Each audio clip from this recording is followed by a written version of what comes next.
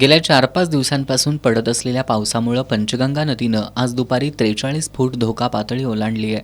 मात्र आज सकाळपासून पावसानं थोडी उसंत घेतली होती.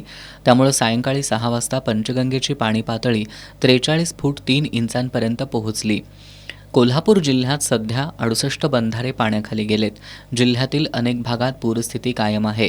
कोल्हापुरातील पंचगंगा नदीवरील ऐतिहासिक शिवाजी पूल हा श्री छत्रपती चौथे शिवाजी महाराज यांच्या कारकिर्दीत 1874 ते 1878 या कालावधीत बांधला गेला. कोल्हापुरात पूर आला की पंचगंगेची मच्छिंद्र झाली का अशी विचारणा केली जाते. मच्छिंद्री म्हणजे पंचगंगा नदीच्या पाण्याची उच्च पातळी. 45 फुटाच्या पाणी पातळीला मच्छिंद्री होते. मच्छिंद्री झाली की पावसाचं पाणी शहरात यायला लागतं. सध्या केरली फाटा आणि रजपूतवाडी या ठिकाणी पुराचं पाणी रस्त्यावर आल्यानं कोल्हापूरहून रत्नागिरीला जाणारी वाहतूक पूर्णपणे बंद करण्यात आली आहे. तसंच शिवाजी पुलाजवळ बॅरिगेट लावून वाहतूक बंद करण्यात आली आहे.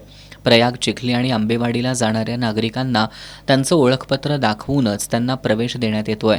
कसबा बावड्यातून शियेकडे जाणाऱ्या मार्गावर पाणी आल्यानं हा मार्ग वाहतुकीसाठी बंद करण्यात आलाय. त्याचबरोबर हळदीजवळ पाणी आल्यानं कोल्हापूर राधानगरी हा मार्ग देखील बंद करण्यात आलाय.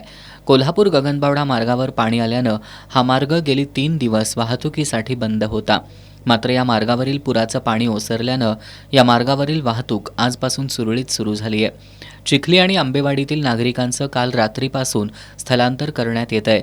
अनेक नागरिकांना त्यांच्या जनावरांसह सुरक्षित ठिकाणी स्थलांतर करण्यात येत आहे. नागरिक देखील त्याला प्रतिसाद देत आहेत. दरम्यान आत्तापर्यंत कोल्हापूर जिल्ह्यातील पूरबाधित गावांमधील 245 कुटुंबांचं तर 163 जनावरांचं स्थलांतर करण्यात आलंय. आणि पुराच्या पाणी आल्या कारणानं काल संध्याकाळपासून काल दुपारपासून लोकांनी जागा मिळालेल्या शासनाची तिकडून स्थलांतर केलेलं आहे. आणि चुकून ठराविक घरातली माणसं राहिलेली आहेत, जी डबल आहेत त्या घरातली माणसं राहिलेली आहेत. पाणी वाढले ती पण जाण्याच्या मार्गावर आहेत. पाणी आता बऱ्यापैकी वाढलेलं आहे.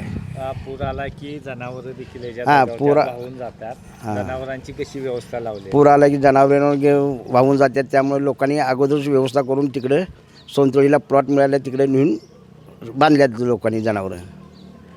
मी प्रयाग चिखलीचा रहिवासी असून 2019 आणि 2021ला इथं मोठा महापूर आलेला होता.